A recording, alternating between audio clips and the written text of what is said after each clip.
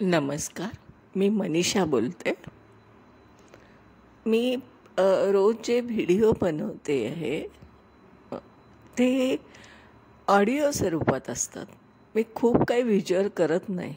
समोर तुम्हाला स्क्रीनवर काहीही दिसत नसतं. पण याचा अर्थ असा नाही आहे की तो आपण प्रभावीपणे सांगू शकत नाही आहे. कारण ज्योतिषशास्त्र हे मौखिक नॉलेज आहे, मौखिक ज्ञान आहे. ते आपण कानाने ऐकावं, श्रवणभक्ती. म्हणून आपण हेडफोन लावून शांतपणे जर माझं बोलणं ऐकलं आणि व्हिज्युअल केलं तर तुम्हाला स्पष्टपणे ते कळत जाईल. कारण एक आहे की आपल्याकडे एक आकलन शक्ती खूप जबरदस्त असते, ज्याला आपण ग्रास्पिंग पॉवर म्हणतो. आपण ती डेव्हलप केली पाहिजे अशासाठी की आपण खूप आता हल्ली बघण्याकडे कल देतो. टी व्ही बघणं, स्क्रीन बघणं, ऐकणं कमी आहे बघा. आपण पूर्वी रेडिओवर गाणी ऐकत होतो. आता आपण टी व्हीवर बघतो किंवा मोबाईलमध्ये ते बघतो. जेव्हा आपण त्या रेडिओच्या काळात होतो तेव्हा आपण काम पण करत होतो आणि एकीकडे गाणं पण एन्जॉय करत होतो. म्हणजे आपण श्रवणभक्ती करत होतो तो काळ. आणि तो श्रवणभक्तीच्या काळामुळे काम करता करता गाणे ऐकणे हा एक पद्धत आपण त्यावेळेस डेव्हलप केलेली होती. मला तरी आठवते की लहानपणी म्हणजे आपण श्रवणभक्तीला खूप महत्त्व दिलेलं होतं. खूप काही आपल्याला व्हिज्युअल होत नव्हतं.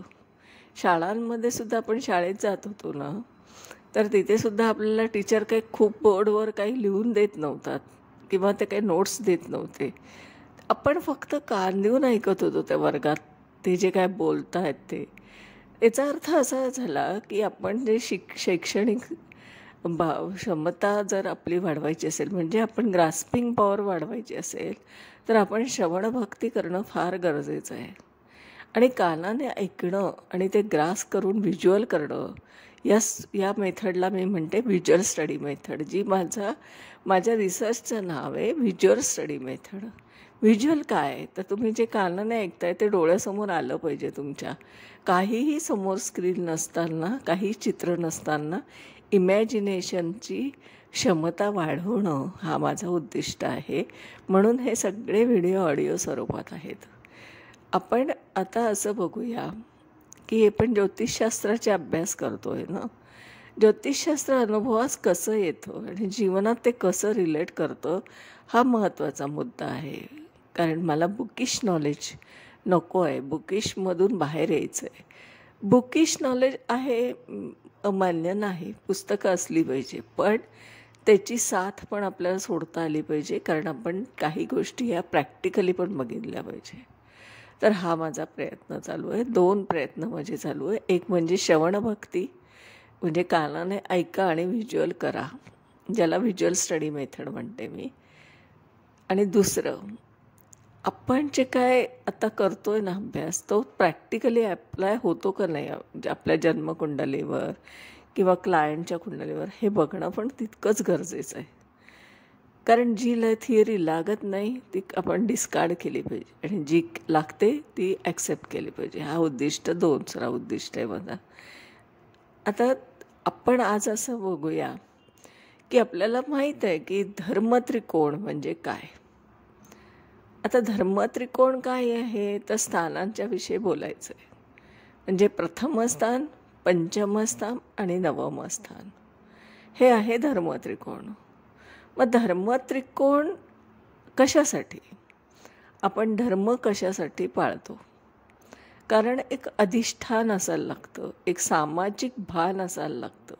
धर्मच नसेल ना तर माणूस कसा होईल, विचार करा बरं. धर्माचं अधिष्ठान असणं गरजेचं आहे, धर्म पाळणं गरजेचं आहे. त्यामुळे आपण एक डिसिप्लिनने एक आयुष्य जगू शकतो, सगळे सामाजिक बंधनं पाळू शकतात. याला आपण धर्म म्हणतो. त्या धर्माचं स्थान आहे प्रथम. कारण आपण जन्माला येतो त्यावेळेसच धर्म सुरू होतो खरा. पण तो जो आपला बालपणीचा काळ असतो ना, तो जो आहे तो आपण स्वतः कंट्रोल न करता आपले पॅरेंट्स करत असतात. कारण आपण त्यावेळेस शिशु अवस्थेत असतो आणि आपल्याला माहिती आहे की प्रथम ते चतुर्थ स्थान हे बाल्य अवस्था आहे आपली.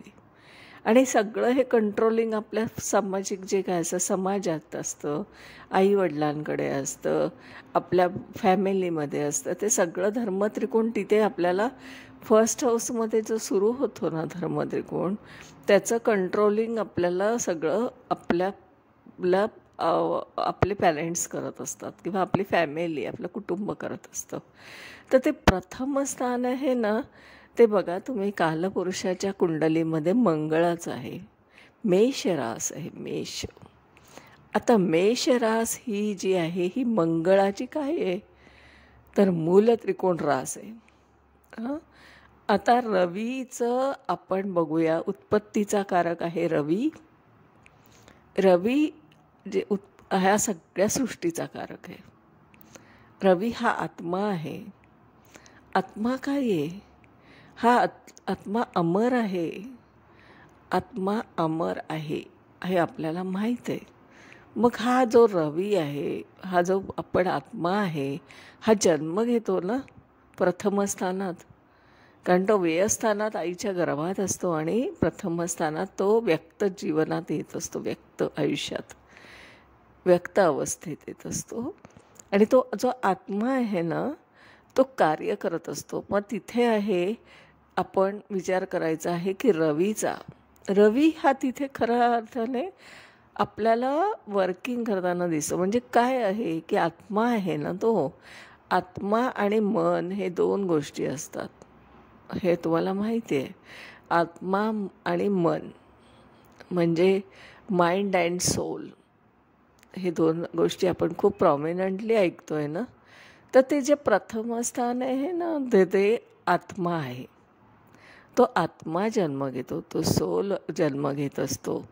तिथे त्याचं कंट्रोलिंग सुरू होतं. ते तिथे मंगळ हा मूल त्रिकोण राशीचा आहे तिथे मेष राशीत. कारण मंगळ काय आहे, तर भूमीचा कारक आहे.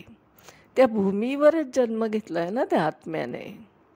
मंगळाच्या भूमीवर, मंगळ म्हणजे भूमी आपण असं म्हणतो, भूमीचा कारक मंगळ. त्या पृथ्वीवर आपण जन्म घेतला आहे. म्हणून मंगळ तिथे मूलत्रिकोण राशीत आहे. तिथे ड्युटी माइंडेड आहे तो. तिथे त्याची ड्युटी सुरू होते. कारण आपण व्यक्त जगात येतो आहोत. व्यक्त जगात आलो की स्वतःच्या हालचाली कराव्या लागतात.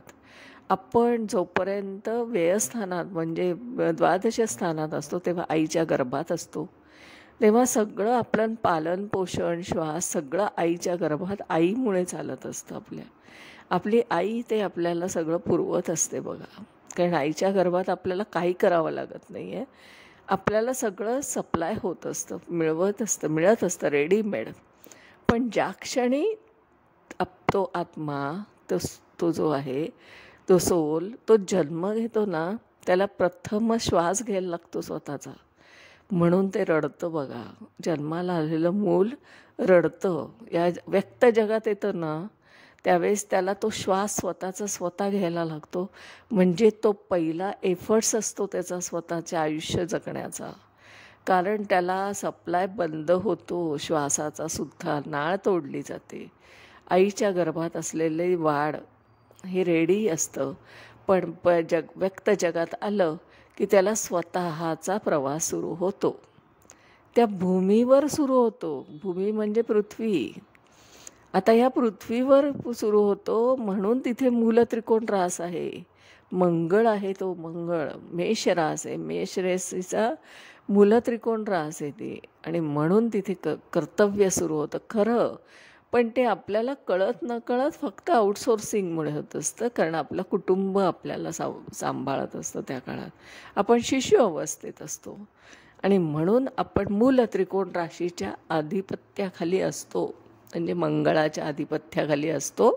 पण स्वतंत्र श्वास सुरू होतो. आणि आपण स्वतंत्र श्वास सुरू केला की व्यक्त जग सुरू होतं आपलं. आता इथे धर्म पाळायला लागतो. मग ती व्यक्ती ही धर्माच्या अधीन असते बघा. जरी ती शिशु अवस्थेत असली ना, तरी पालनपोषण आणि आई वडील पॅरेंट्स हे सगळे आजी आजोबा हे सगळं धर्माचं पालन करून त्याला संस्कार करत असतात. की असं नाही तसं नाही, ते जे काय केलं जातं ना लहानपणापासून, जे शिशु अवस्थेपासून जे संस्कार केले जातात ना, ते जो पहिला लेसन असतो ना, तो मंगळाचा मूलत्रिकोण राशी असल्यामुळे आहे.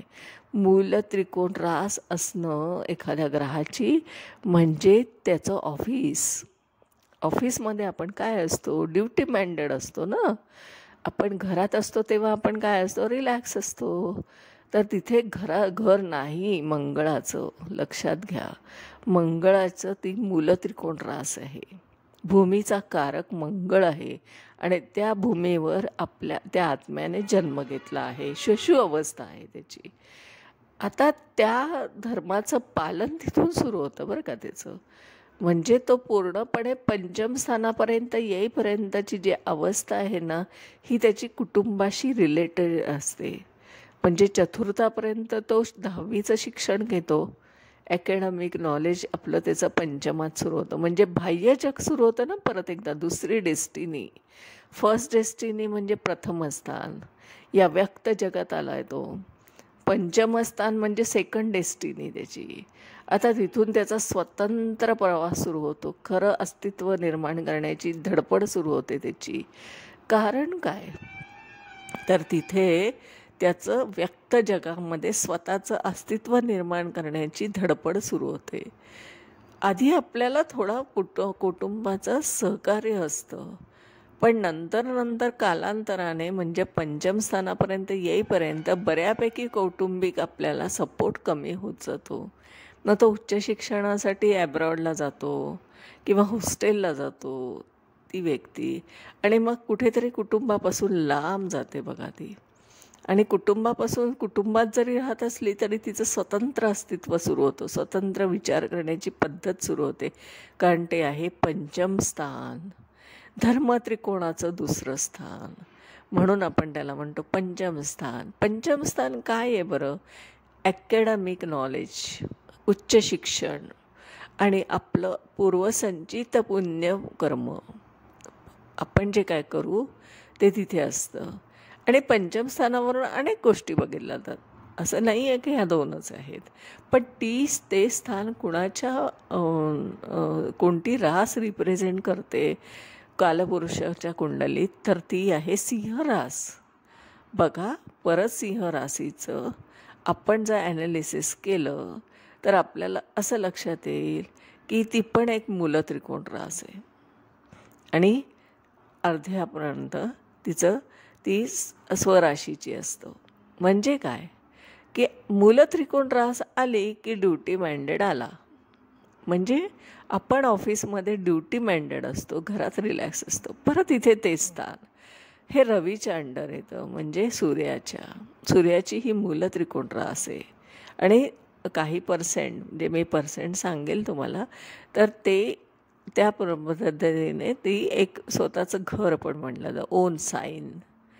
तर ड्युटी माइंडेड असण्याचं कारण असं की तो व्यक्त जगतामधला दुसरा प्रवास सुरू होतो, स्वतंत्रच प्रवास. अर्धा प्रवास फर्स्ट ते पंचम स्थान हा त्याच्या कुटुंबांच्या बरोबरीने होत असतो. आणि पंचमापासून त्याचा जो प्रवास सुरू होतो तो स्वतंत्र आयुष्य जगण्यासाठी होतो, एक वेगळं व्यक्तिमत्व तयार होण्यासाठी असतं. मग ते कुठे ठरतं, तर पंचम स्थानात ठरतं. पंचम स्थानावरून त्याच्या खऱ्या अर्थाची दिशा, आयुष्याची दिशा त्याची ठरते. आणि तो जो आत्मा आहे, तो जो काही जीव आहे, जो जन्म घेतला या पृथ्वीवर, जी व्यक्ती आहे, तिचं पंचम स्थान जितकं स्ट्रॉंग असतं ना, तितकं तिचं लाईफ खूप छान असतं.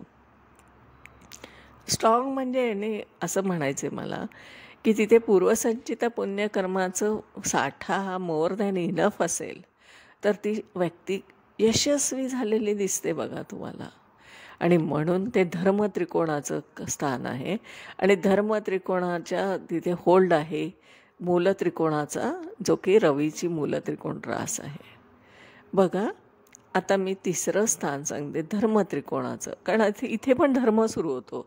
कारण जरी तो स्वतंत्र आयुष्य जगत असला आपल्या कुटुंबियांपासून आणि स्वतंत्र या जगात स्वतःचं अस्तित्व निर्माण करत असाल, तरी धर्माचं पालन करणं ही त्याची नैतिक जबाबदारी असते. म्हणून तो सगळं सामाजिक भान ठेवून वागत असतो. कारण ती मूल त्रिकोण रास आहे रवीची आणि आत्म्याची. आत्मा आहे, रवी काय आहे? आत्मा आहे. त्याला परत ते भान ठेवावं लागतं की या बाह्य जगतामध्ये मी आलो आहे. मटेरियलिस्टिक लाईफमध्ये जरी मी असलो तरीसुद्धा मला सामाजिक भान ठेवावं लागणार आहे. ही त्याची एक गरज असते. कारण एकदा आपली प्रतिमा डागाळली की आपल्याला परत ती डॅमेज झालेली प्रतिमा आपल्याला रिकवर करता येत नाही. कारण सामाजिक दृष्टिकोनातून ती व्यक्ती मग दोषी ठरवली जाते. आणि म्हणून आपली धडपड परत एकदा सुरू होते की आपल्याला आपलं अस्तित्व नीट ठेवायचं आहे. आपल्याकडे सामाजिक भान असलं पाहिजे, आपलं नावलौकिक असलं पाहिजे. आपण ज्या ॲक्टिव्हिटी करणार आहोत त्या सगळ्या समाजाच्या बंधनात असल्या पाहिजे. आणि म्हणून तो हे धर्मत्रिकोणाचं दुसरं स्थान. आता आपण तिसरं स्थान बघूया. तिसरं स्थान कुठे येतं? अव्यक्त जगतात. नवम स्थान बघा. प्रथम आणि पंचम हे व्यक्त जगतात असतं त्याचं, आणि नवम स्थान मात्र अव्यक्त जगतात येतं त्याचं. म्हणजे काय होतं तर तिथे कोणती रास येते कालपुरुषाची? तर गुरुची म्हणजे धनुरास येते. आता धनुरास काय आहे? तर धनुरास ही गुरुची मूलत्रिकोण रास आहे. मूलत्रिकोण रास म्हणजे काय? तर परत एकदा ड्युटी माइंडेड. ते काही त्याचं घर नाही आहे. त्याचं घर आहे मीन रास. त्याची ऑफिस आहे, गुरुचं ऑफिस आहे बृहस्पतीचं. हे नवम स्थान. नवम स्थानामध्ये तो ड्युटी माइंडेड आहे. आपण काय ऑफिसमध्ये ड्युटी माइंडेडच असतो ना. घरात असतो तेव्हा रिलॅक्स असतो. आणि म्हणून ऑफिस आणि घर हा फरक आहे बघा. म्हणजे हे नवम स्थान जे आहे ना, हे आपल्याला पंचमाचं पंचम म्हटलं जातं बघा. भाग्य कशावर अवलंबून आहे? तुमच्या भाग्यात अव्यक्त जगाचा प्रवास आहे का? ती डेस्टिनी तुमची ठरली आहे का? का तुम्ही रिव्हर्स येणार आहात? हे कोण ठरवतं? सांगितलं आहे मी तुम्हाला मागच्या व्हिडिओत. व्यक्त आणि अव्यक्त जगतामध्ये या घडामोडी ज्या घडत असतात ते अष्टम स्थान असतं ना, तिथे हे सगळं गेटवे पास मिळत असतो आणि नवम स्थानात प्रवास करत असतो. त्या नवम स्थानाला परत एकदा धर्मत्रिकोण म्हटलं आहे बघा. त्याच नवम स्थानाला धर्मत्रिकोण अशासाठी म्हटलं आहे कारण तिथे गुरुची मूलत्रिकोण रास येते. आणि गुरु काय आहे? गुरु हा धर्म पाळणारा आहे बघा.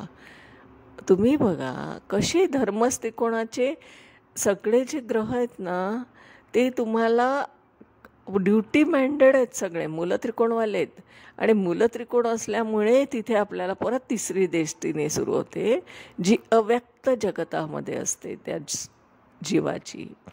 म्हणून नवम स्थान हे भाग्यस्थान आहे. भाग्य कशावरून ठरतं सांगा बरं तुम्ही?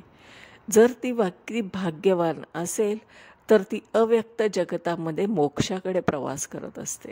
म्हणून ते भाग्यस्थान आहे. भाग्य म्हणजे असं नाही की मटेरियलिस्टिक लाईफ. मटेरियलिस्टिक लाईफ हे त्याचं सप्तम स्थानापर्यंतच असतं. तो त्या जगतामध्ये तिथेच वावरत असतो. अष्टम स्थान हे परत अव्यक्त जगतात येतं आणि अष्टम स्थानापासून खऱ्या अर्थाने त्याचा इनर प्रवास सुरू होतो. इनर जर्नी, आतमधील प्रवास. कारण त्याचं सगळं कार्य संपलं असतं मटेरियलिस्टिक लाईफमधलं. आणि त्याला प्रश्न पडतो की आता सगळी माझी ड्युटी संपली, माझे अवयव थकले आहेत, आता मला नक्की विश्रांती घ्यायची आणि मनाला पण विश्रांती द्यायची आहे. आणि म्हणून तो नवम स्थानामध्ये परत एकदा गुरुची रास आहे बघा. म्हणजे धनुरास आहे, पण तिथे ड्युटी माइंडेड आहे तो परत. तो सोल परत ड्युटी माइंडेड का आहे? कारण त्याला मोक्षाकडे जाण्यासाठीची धडपड करावी लागणार आहे. आणि मोक्ष नाही तर पुनरपी जन्म हा परत एकदा नियम लागू होतो. तुम्ही ते बघा, पुनरपी जन्म घेणं म्हणजे यातना किती. परत आईच्या गर्भात वाढणं, आईचा श्वास आपला श्वास असणं, परत एकदा ते जगात या व्यक्त जगतात येतात असतानाच्या यातना भोगणं आणि परत त्या भोगातून भोग भोगणं, हे सगळं परत एकदा रोटेशनमध्ये येत असतं. म्हणून आपण मोक्षासाठी प्रयत्न करत असतो. मोक्ष मिळावा म्हणून केलेला प्रयत्न हा नवम स्थानात असतो. आणि म्हणून धर्मत्रिकोणाचे 3 स्थानं आहेत, प्रथम, पंचम आणि नवम. तिथे सगळ्या मूलत्रिकोण राशी आहेत. गुरुची मूलत्रिकोण रास आहे धनु, आणि धनुमध्ये तो ड्युटी माइंडेड असतो, म्हणून त्याला मिळाला आहे गेट पास अष्टम स्थानातून नवम स्थानाकडे जाण्यासाठी, भाग्याकडे. परंतु तिथे सुद्धा ड्युटी सुरू होते त्याची, कारण त्या जगतामध्ये प्रवास करायचा तर वेगळा आहे. ते अव्यक्त जगतामध्ये प्रवास करायचा तर खूप धडपड करावी लागते, कारण इनर प्रवास हा खूप सोपा नाही. खूप मोह आहे. आजूबाजूला सारखं मोह खेचत असतो. आपलं कौटुंबिक प्रेम, आपली अटॅचमेंट, आपलं सगळं संपत्ती, सगळं आपल्याला मागे ओढत असतं. मी, माझं, मला, हा जो काय कन्सेप्ट आहे ना आयुष्यभर आपण केलेला असतो, मी म्हणजे मी म्हणजे माझा स्वाभिमान, माझा अभिमान, मी कोणीतरी स्वतंत्र आहे, हा जो काय अहंकार असतो तो मी, माझं, सगळं माझं आहे, सगळं मी मिळवलं आहे बघा, माझं माझं माझं, हे जे काय आहे ना, काय माझं आहे, काहीही आपलं नाही. 1 मिनिट श्वास थांबला तर आपण वेगळ्या जगतामध्ये निघून जाऊ शकतो. पण आपण किती गोळा करतो उरापोटी, आणि मग ते पळतो आणि धावपळ करतो, आणि कशासाठी करतो हे उत्तर आपल्याला नवम स्थानात व्यर्थ वाटत असतं. व्यर्थ पळलो म्हणजे 2 गज जमीन के नीचे एवढीच खरं जमीन मला लागणार होती, तरी मी किती रिसॉर्ट्स घेतले, मी सेकंड होम घेतले, मी बंगले बांधले, हे सगळं जे आहे ना हे व्यर्थ आहे हे त्याला नवम स्थानात कळतं. पण तोपर्यंत त्याला भान नसतं त्या जीवाला, कारण त्याला मी, माझं आणि मला हवं आहे, मला हवं आहे सेकंड होम, मला हवं आहे बंगला, मला हवं आहे सगळं. हे हवं हवं हवं या उरापोटी पळणं हे त्याचं तिथे संपतं, कारण ते भाग्यस्थान आहे. भाग्य म्हणजे कशाचं, तर मोक्षाचा भाग्य मिळाला पाहिजे.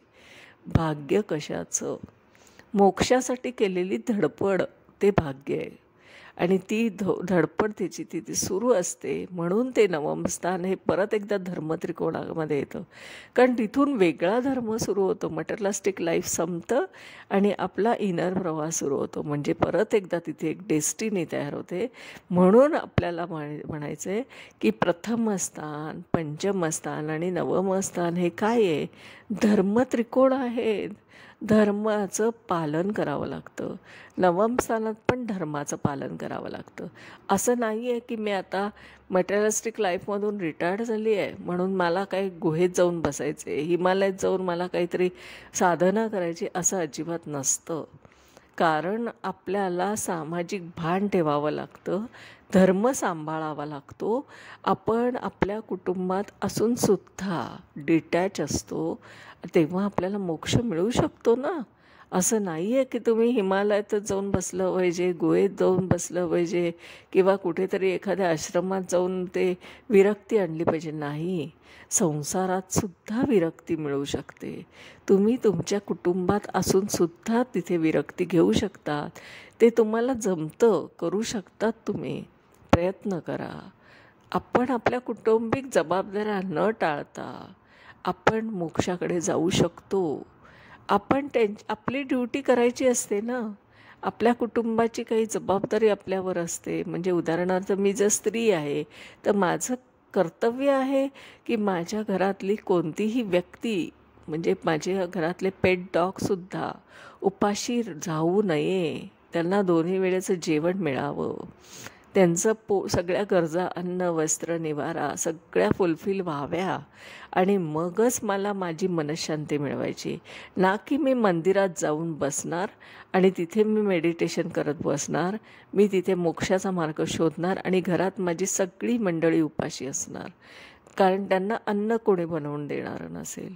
माझी ड्युटी काय आहे, तर माझं धर्म काय आहे, तर माझा धर्म आहे माझा कुटुंबाचा बॅलन्स न जाता तर समतोल साधून मी मोक्षाकडे जाणं. मला मोक्षाकडे जायचं अशी परमिशन आहे जी सामाजिक भान ठेवून करावी लागते.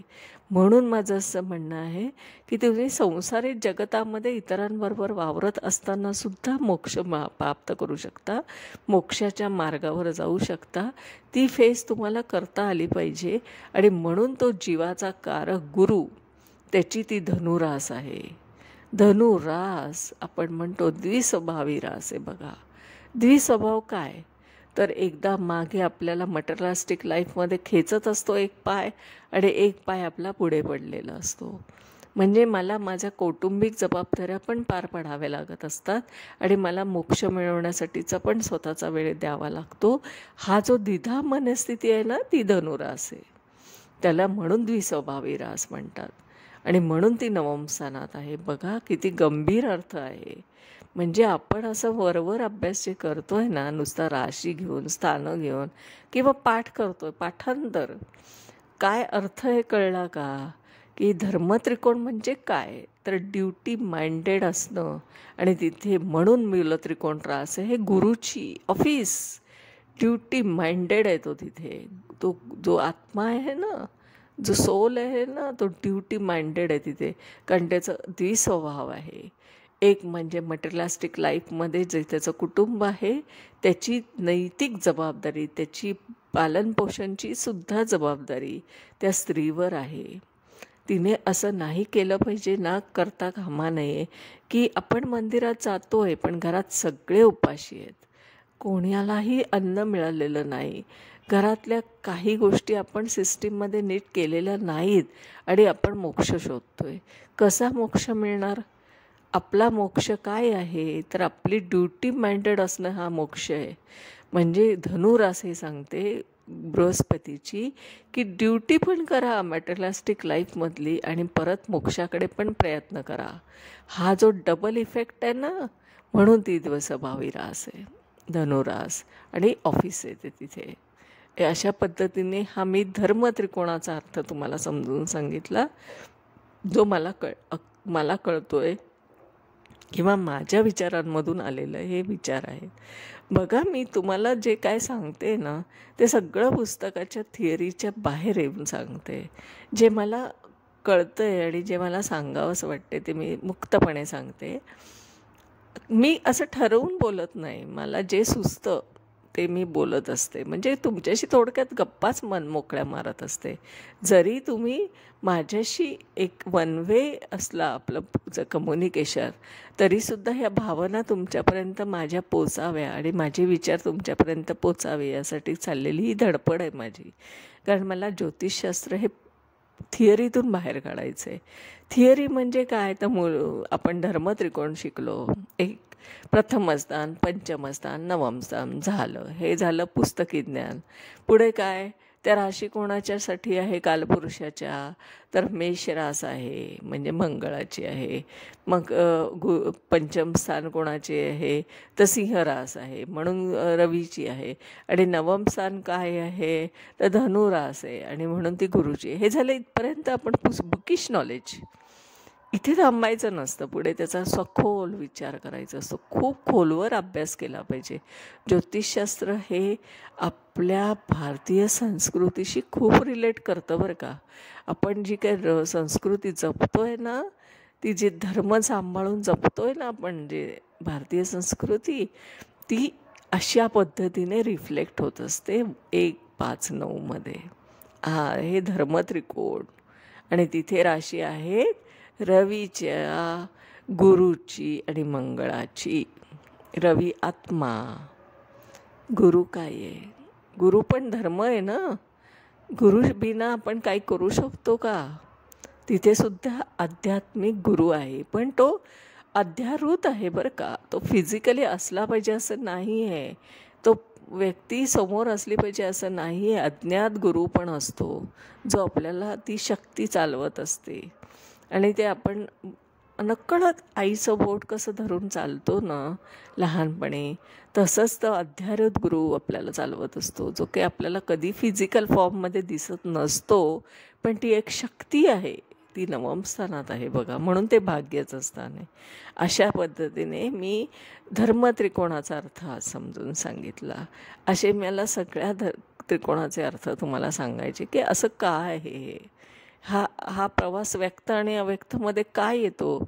त्याचे 2 स्थानं हे व्यक्तमध्ये येतात आणि 9वं स्थान मात्र अव्यक्तमध्ये येतं. याचं कारण हे असं आहे.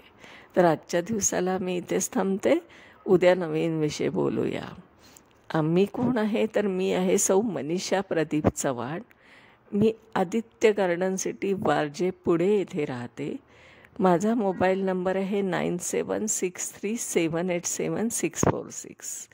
माझी स्वतःची कन्सल्टिंग सर्व्हिस आहे, जे की मी आपले बर्थ डिटेल घेत असते, जन्मतारीख, जन्मवेळ, जन्मठिकाण, आणि मग आपल्याला जे काही प्रश्न पडलेले आहेत आयुष्यात त्याचं मी एक ॲनालिसिस करून, जे काय अनुरूप म्हणजे अलाइनमेंट करून, जे काय ग्रहगोचरचा विचार करून जी काय उत्तरं येतात ती मी तुम्हाला डिस्कस करून सांगत असते की अशी ही ग्रहांची भाषा आज बोलते आणि या पद्धतीने ग्रह आपल्याला आज हे सांगू इच्छिता.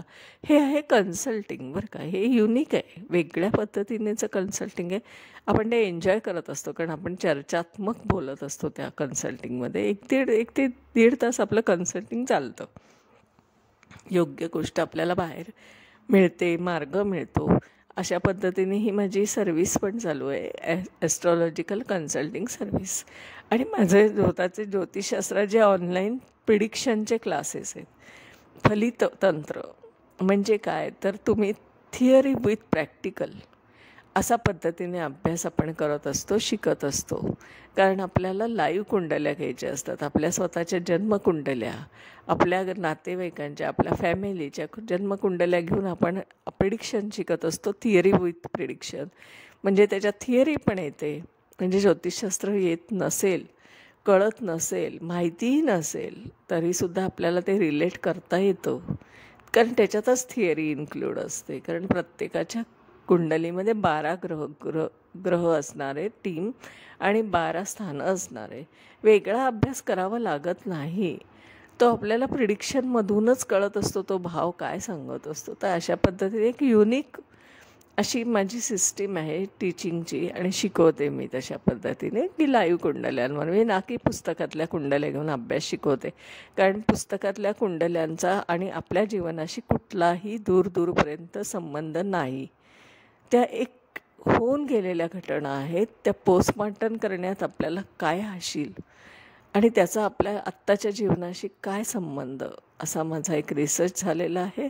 आणि म्हणून मी लाईव्ह कुंडल्या शिकवते, ज्या तुम्ही सिलेक्ट केलेल्या असतात तुमच्या आप्तजनांच्या, नातेवाईकांच्या, मित्रमैत्रिणीच्या, तुमच्या स्वतःच्या, त्या आपण क्लासेसच्या माध्यमातून शिकत असतो. असं हे माझा क्लासेस आहे ऑनलाईन ज्योतिषशास्त्राचे आणि आपण ह्याचा फायदा घेऊ शकता. तर आजच्या दिवसाला मी इथेच थांबते. धन्यवाद.